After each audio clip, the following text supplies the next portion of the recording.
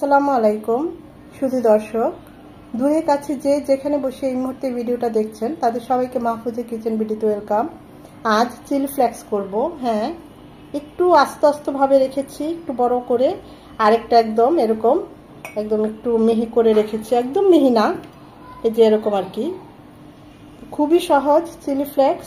আমাদের অনেক রেসিপিতে এই চিলি ফ্লেক্স রান্না করতে লাগে। তো এইভাবে যদি আমরা খুব অল্প সময়ে ঘরেই করে ফেলি তাহলে হাতের কাছে থাকলে কাজটা তখন খুব সহজ হয়ে যায়। তা আমি কিভাবে চিলি ফ্লেক্সটা করেছি সেটাই আপনাদের সাথে শেয়ার করব। তো চলুন দেখা যাক আমি কিভাবে চিলি ফ্লেক্সটা করেছি। চেষ্টা করবেন এরকম কাচের জারে চিলি ফ্লেক্সটা রেখে দিতে, তাহলে আপনারা 1.5 থেকে 2 মাস পর্যন্ত এই চিলি ফ্লেক্সটা ভালো থাকবে।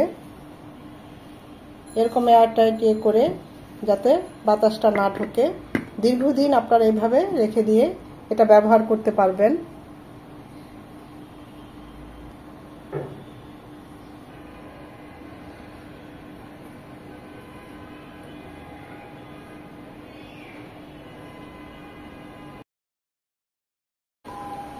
চিলি ফ্লেক্স করব সেই জন্য একদম এরকম পাকা পাকা লাল টসটসে শুকনো মরিচ লাগবে।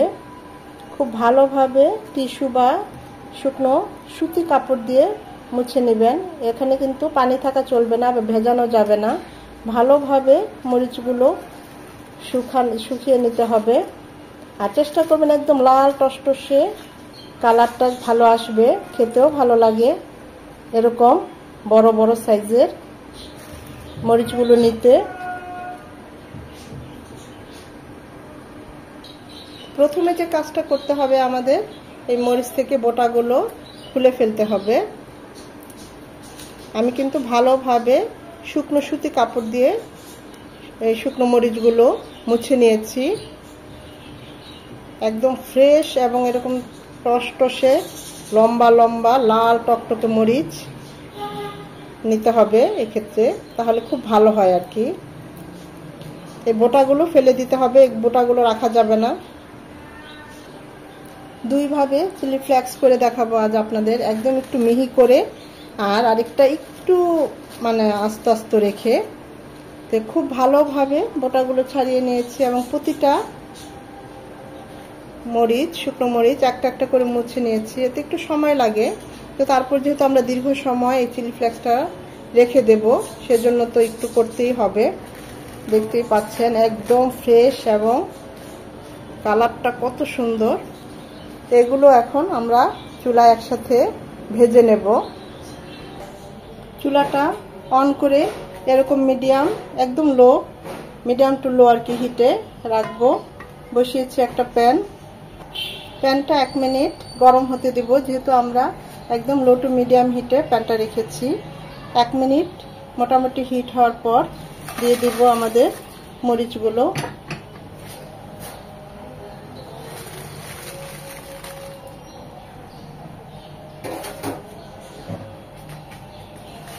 একদম আলদো আছে, এটাকে মিনিমাম 4 থেকে 5 মিনিট এরকম গরম করে নেব বা ভেজে নেব। মোটেও এটাকে কালো করা যাবে না বা কালার চেঞ্জ করা যাবে না, উল্টিয়ে পাল্টে জাস্ট মচমচে একটু গরম করে ভেজে নেব। মরিচগুলো ভাজার সময় ভুলেও কিন্তু কোনো রকমের তেল এখানে ব্যবহার করা যাবে না। এটা এমনি শুকনো খোলায় জাস্ট 4 থেকে 5 মিনিট একটু গরম করে মচমচে করে নেব।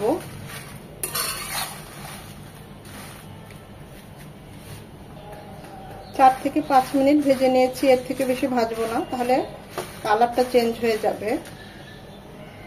মরিচগুলো অনেক ঝাল, এমনিতে কাশি উঠছে। আমরা এখন চুলাটা অফ করে এটাকে ঠান্ডা করে নেব। খুব ভালোভাবে ঠান্ডা করে নিতে হবে ব্লেন্ড করার জন্য, গরম থাকা অবস্থায় ব্লেন্ড করা যাবে না।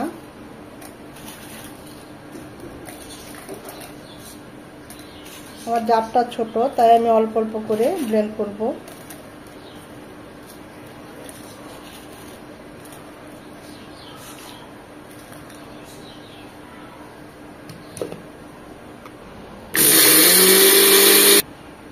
দুইভাবেই চিলি ফ্লেক্সটা ব্লেন্ড করে নিয়েছি। একটা একদম এরকম একটু মিহি করে।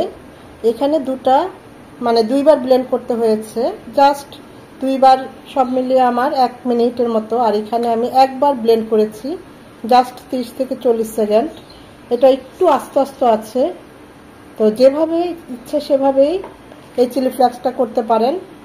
দুটোই একই গুণগত মান বা খাওয়ার টেস্টের ক্ষেত্রে কোনো হেরফের হয় না। শুকনো মরিচের যে ঝাঁজ সেটা আমি পাচ্ছি, আপনারা তো পাচ্ছেন না। অবস্থা একদম খুব খারাপ, হাত টাত সব জ্বলছে। তো যাই হোক, তো আমার দুভাবে চিলি ফ্লেক্স করা হয়ে গিয়েছে। চিলি ফ্লেক্স করতে জানে না এমন পার্সন একদম নেই, তারপরও আমি আমার মতো করেই করে দেখালাম আপনাদের।